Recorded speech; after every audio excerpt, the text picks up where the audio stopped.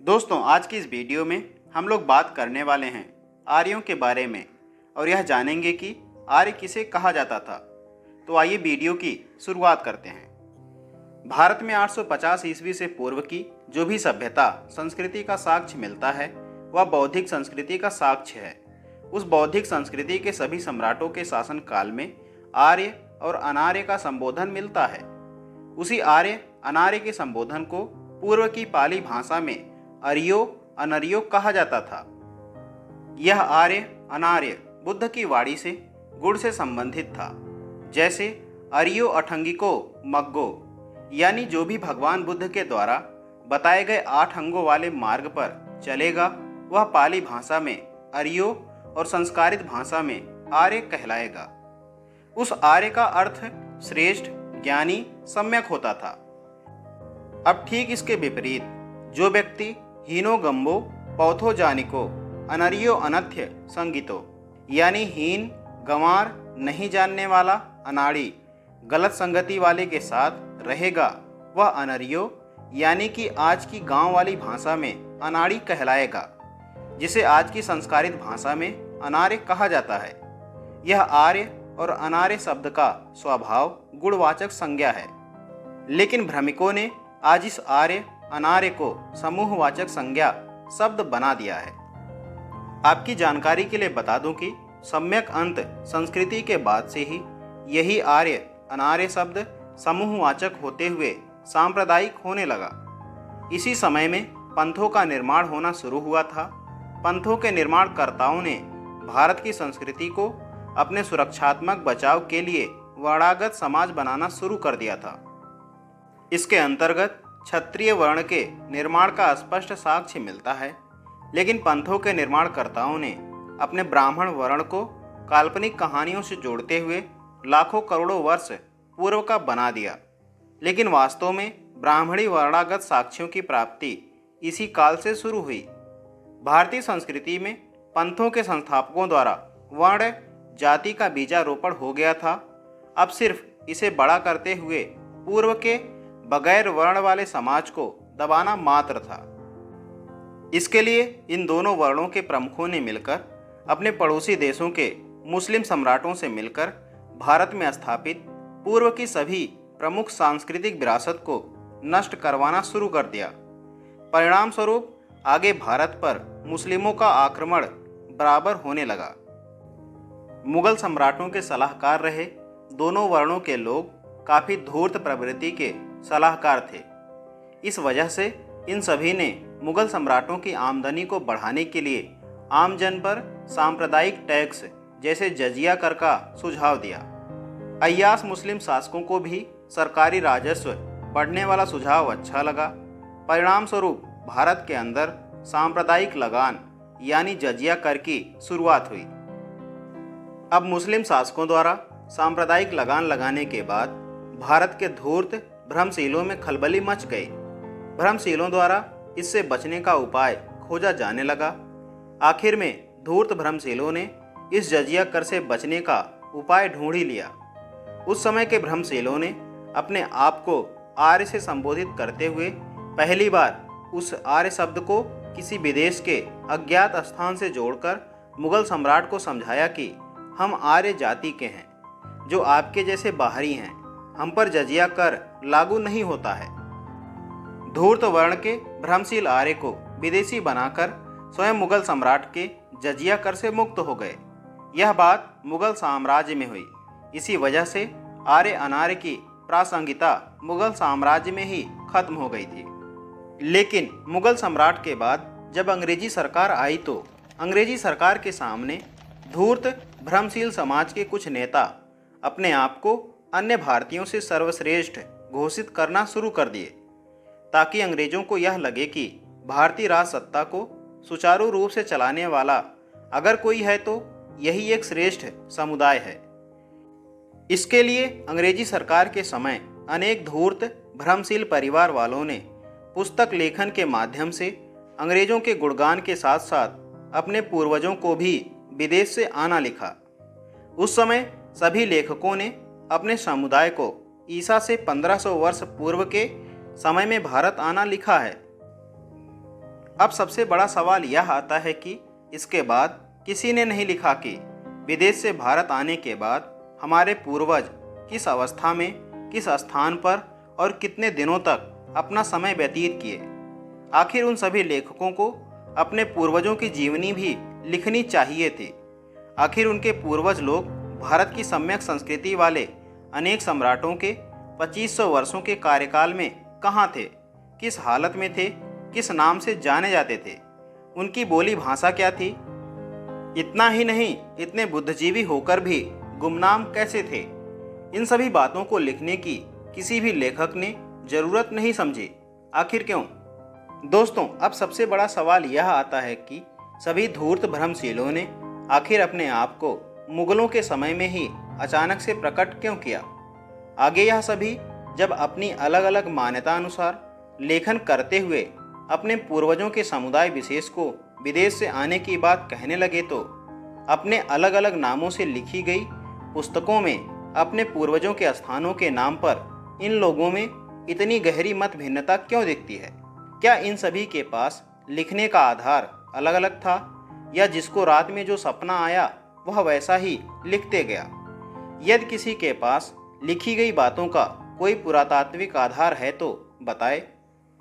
आइए इन भ्रमशीलों के विदेशी होने के कुछ सबूत देखते हैं। जैसे इस विषय में सबसे पहले राहुल संस्कृत्यायन उर्फ केदारनाथ पांडे ने अपनी पुस्तक बोल्गा से गंगा में लिखते हैं कि मेरे पूर्वज बोल्गा नदी यानी यूरेशिया के किनारे से चलकर गंगा नदी के किनारे आए थे। तिलक ने अपनी पुस्तक the Arctic home of the Aryans में अपने पूर्वज को उत्तरी ध्रुव से आना निश्चित किया है। तो गंगानाथ ने अपनी पुस्तक महामोपाध्याय में अज्ञात ब्रह्म देश से आने की चर्चा की है। वहीं दयानंद सरस्वती ने अपनी पुस्तक इंडियन हिस्टोरिकल ट्रेडिशन में अपने पूर्वज को तिब्बत से आना लिखा है। तो डॉक्टर अविनाश चंद्र दास ने अपनी पुस्तक ऋग्वैदिक इंडिया में सप्त सैंधव प्रदेश से अपने पूर्वजों का आना निश्चित किया है। उसी प्रकार जवाहरलाल नेहरू ने अपनी पुस्तक डिस्कवरी ऑफ इंडिया में अपनी भ्रमशील प्रजाति के पर बाबा को आर्य से संबोधित करते हुए मध्य एशिया से आना लिखा है। अब आप खुद सोचिए कि इन सभी लेखकों को अपने पूर्वजों की वास्तविक पहचान बताने में शर्म महसूस हुई, इसलिए इन्होंने अपने पूर्वजों को अलग अलग क्षेत्रों से आना लिख दिया। सबसे बड़ा सवाल यह आता है कि आखिर ऐसी मत भिन्नता क्यों? फिर भी इन सभी लेखकों के द्वारा आर्य और आर्य जाति को विदेशी लिखने का आधार वेद है, जबकि वेद का आधार स्वयं सम्यक संस्कृति में होना अपने आप में संदेहास्पद बना हुआ है। संदेहास्पद इसलिए कह सकते हैं कि 850 ईस्वी से पूर्व वेद का लिखित रूप से कोई प्रमाण आज तक नहीं मिला है। वहीं पर वेद के अनुयायी लोग आज कहते नहीं थकते हैं कि वेद बहुत ही ज्ञानवर्धक ग्रंथ है और यह 850 ईस्वी से पूर्व काल में श्रुत स्मृति यानी सुनने और याद करने की परंपरा द्वारा कई हजार वर्षों तक लोगों को लाभ देते हुए भारतीय संस्कृति में पीढ़ी दर पीढ़ी यानी एक व्यक्ति से दूसरे व्यक्ति के प्रति स्थानांतरित होते हुए चली आ रही है। इसको लिखित रूप से कभी भी कलमबद्ध करने का काम नहीं हुआ था, इसलिए 850 ईस्वी से पूर्व में इस वेद की कोई भी लिखित प्रतिलिपि आपको आज प्रमाण के रूप में नहीं मिलती है। यह तो भारत में कागज आने के बाद से मुस्लिम काल में लिपिबद्ध किया गया, जिसके बाद से यह वेद हर लोगों को लिखित रूप में मिलना शुरू हुआ। लेकिन अब तो इस वेद के अनुयायियों पर और भी ज़्यादा डाउट होने लगता है कि पूर्वकालीन ज्ञानवर्धक बातें जो सिर्फ और सिर्फ सुनने और याद करने के प्रारूप में थी, उसको मुस्लिम काल में ही लिपिबद्ध करने की क्या आवश्यकता आ गई? क्या धूर्त भ्रमशीलों को मुगलों की छत्र छाया में रहकर लिखना ज़्यादा मनभावन लगता था? मुगल और राजपूत काल के पूर्व में भारतीय संस्कृति के अंदर विश्वविख्यात अनेक विश्वविद्यालय जैसे ज्ञान का संस्थागत भंडार हुआ करता था। फिर उस समय असंख्य ज्ञान से लबालब वेद की ज्ञानप्रद बातों को जानने वाला कोई शिक्षण संस्थान या विद्यार्थी क्यों नहीं था? दूसरा प्रश्न बनता है कि वेद में ज्ञान का भंडार था तो उस समय का कोई भी शिक्षण संस्थान इस श्रुत यानी सुनने वाली वेद पुस्तक को अपने विद्यालय में पठन पाठन के लिए अपने पाठ्य पुस्तक में शामिल क्यों नहीं किया था? अगर पाठ्य पुस्तक में शामिल नहीं किया तो इस ज्ञानवर्धक श्रुत परंपरा को लिपिबद्ध क्यों नहीं किया? आखिर बात क्या थी? उस समय के सभी शिक्षण संस्थानों से शिक्षा प्राप्त करने के बाद सामान्य गृहस्थ जिंदगी में अनेक विद्यार्थी भारतीय संस्कृति में विराजमान थे। आखिर उन सभी ने भी इस अद्भुत ज्ञान वाली श्रुत वेद पुस्तक को क्यों नहीं लिपिबद्ध किया था? क्या सही में पूर्व काल में श्रुत वेद था या कोई अपने लाभ के लिए इसे काल्पनिक रूप से पूर्व काल में स्थापित करने का आमादा है? आखिर उस वेद में वह कौन सा गुप्त ज्ञान था जिसको उस समय के असंख्य शिक्षण संस्थानों ने भी अपने विद्यार्थी को उस ज्ञान से शिक्षित करने के लिए उचित नहीं समझा था?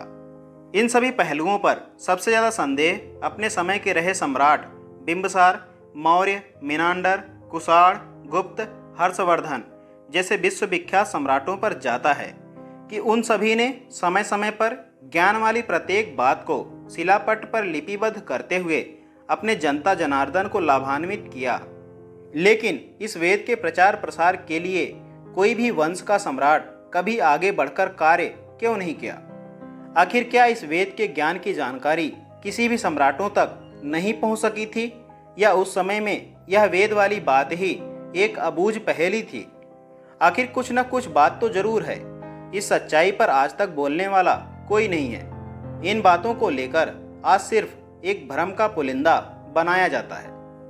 दोस्तों, वेद के बारे में ज़्यादा जानकारी के लिए आपको एक किताब रेकमेंड कर रहा हूँ जिसका नाम है वैदिक युग का घालमेल, जिसको आप सब जरूर पढ़ें। आइए सम्यक संस्कृति के गुणवाचक शब्द आर्यों से सम्यक अंत संस्कृति में जातिवाचक आर्य नाम का भ्रम का जाल बनाई गई वास्तविकता को देखते हैं। दोस्तों, आर्यों और अनार्यों के बारे में जानकारी के लिए आपको पूर्व काल में स्थापित भारत की समृद्धशाली लेखन पद्धति को समझना होगा। उस समय भारत की लेखन पद्धति की लिपि धम्म लिपि थी। इस लिपि से आर्य और अनार्य का लेखन संभव नहीं है, क्योंकि इस समृद्धशाली पाली भाषा द्वारा लिखे गए शब्दों में रा का संयुक्त प्रयोग नहीं होता था, जिस वजह से पूर्व काल में आर्य, अनार्य और ब्राह्मण, क्षत्रिय, शूद्र शब्द का उद्भव का सवाल ही नहीं बनता है। भारत की समृद्धशाली भाषा से एक गुणवाचक शब्द बनता था जिसे आर्यों और अनार्यों कहा जाता था। यह गुणवाचक इसलिए था क्योंकि मार्गदाता द्वारा प्रयुक्त अष्टांगिक मार्ग का जो पालन करता था उसे उस समय आर्यों, और जो अष्टांगिक मार्ग का पालन नहीं करता था उसे उस समय अनार्यों कहते हुए संबोधन किया जाता था। लेकिन भारत में जब ब्रह्मवंश का उदय हो गया था और किसी कारण से ब्रह्मवंश समूह को इस शब्द की आवश्यकता हुई, तो ब्रह्मवंश ने पूर्व काल की गुणवाचक शब्द आर्यों और अनार्यों को गुणवाचक से हटाकर जातिवाचक, समूहवाचक से जोड़ दिया। इसी जातिवाचक संज्ञा के कारण उत्तर भारत में आर्यों को आर्य से और अनार्यों को अनार्य से संबोधन करने की परंपरा का जन्म हुआ था। अब आपकी जानकारी के लिए बता दूं कि दक्षिण भारत में यही आर्यों आर्य नहीं बनकर अय्यर और अनार्यों अनार्य नहीं बनकर नैयर कहलाने लगा था, जिसको आज भी कोई देख सकता है। दक्षिण भारत में आज ऐसा भी समूह मिलता है जो आर्यों से अयंगर यानी अय्यर से भी श्रेष्ठ अय्यर बना था। जैसे जैसे यह जातिवाचक समूह आगे बढ़ रहा था, वैसे वैसे इसमें भी टूट फूट हो रही थी। आगे इसी अय्यर में कुछ थोड़ा श्रेष्ठ अय्यर बना तो कुछ थोड़ा छोटा अय्यर बना, जिसका संबोधन श्रेष्ठ अय्यर यानी सेठियार या अपभ्रंश की भाषा अनुसार आज चेतियार बन गया, और जो छोटा अय्यर बना था वह आज चुल्ल अय्यर, चुल्ल का मतलब छोटा, या अपभ्रंश की भाषा अनुसार चुल्लियार से संबोधन होने लगा। आगे यही चुल्ल अय्यर किसी कारण से 18वीं 19वीं शताब्दी में मुस्लिम बन गया, जिसके कारण आज इस समूह का संबोधन चुल्ल अय्यर मुस्लिम यानी चुलिया मुस्लिम से होता है। यह आज की कड़वी सच्चाई की वास्तविकता है। जिसको कोई भी दक्षिण भारत में जाकर देख सकता है। दोस्तों, सम्यक संस्कृति का गुणवाचक शब्द अरियो और अनरियो का जब सम्यक अंतकाल में संस्कारित होते हुए आर्य और अनार्य बनता है तो तथाकथित इस आर्य समूह के लोगों के ज्ञान की मत भिन्नता देख लीजिए। इन लोगों की मत भिन्नता को देखकर बचपन की याद ताज़ा हो गई कि जब कोई किसी अबोध बच्चे से पूछता है कि तुम्हारा घर कहाँ है, तो बच्चा तोतलाते हुए जवाब देता है कि मेरा घर उधर है। फिर लोग पूछते हैं कि उधल किधर, तो बच्चा बोलता है कि उधल नहीं इधल। फिर लोग पूछते हैं कि इधल किधर, तो बच्चा पुनः इशारा करता है कि इधल नहीं उधल उधल। दोस्तों, बच्चा ऐसा इसलिए बोलता है क्योंकि वह अबोध अवस्था में है और अबोध अवस्था में बच्चे को अपने घर का पता नहीं मालूम है। ठीक भ्रमवंश के इन तथाकथित भ्रमिक लेखकों की भी कुछ वैसी ही कंडीशन दिख रही है। जिस भ्रमिक लेखक के मन में जो आ रहा है उधर ही अपना घर लिखे जा रहा है और आज उसी लेखनी पर उसके विरोधी लोग उसे फंसाए जा रहे हैं। इससे साफ पता चलता है कि सम्यक संस्कृति में अरियो और अनरियो शब्द गुणवाचक संज्ञा के रूप में किसी की गुणवत्ता के आधार पर उस व्यक्ति या समूह को गुणवाचक उपाधि अरियो और अनरियो बोला जाता था। लेकिन यही गुणवाचक संज्ञा सम्यक अंतकाल में समूहवाचक संज्ञा बनकर किसी समूह का नाम बनकर शोभा दे रही है, जिससे उस शब्द का पूरा भावार्थ ही बदल गया है। दोस्तों, क्या ख्याल है आपका इस जानकारी के बारे में? कमेंट बॉक्स में अपनी राय में ज़रूर दें और दी गई जानकारी अगर आपको पसंद आई हो तो ज़्यादा से ज़्यादा इस वीडियो को अपने लोगों के साथ शेयर करना बिल्कुल ना भूलें। और आगे भी इसी तरह के इन्फॉर्मेटिव वीडियो को देखते रहने के लिए इस चैनल समन कल्चर को सब्सक्राइब जरूर करें। जल्द मिलते हैं एक और बेहतरीन वीडियो के साथ। Thank you very much.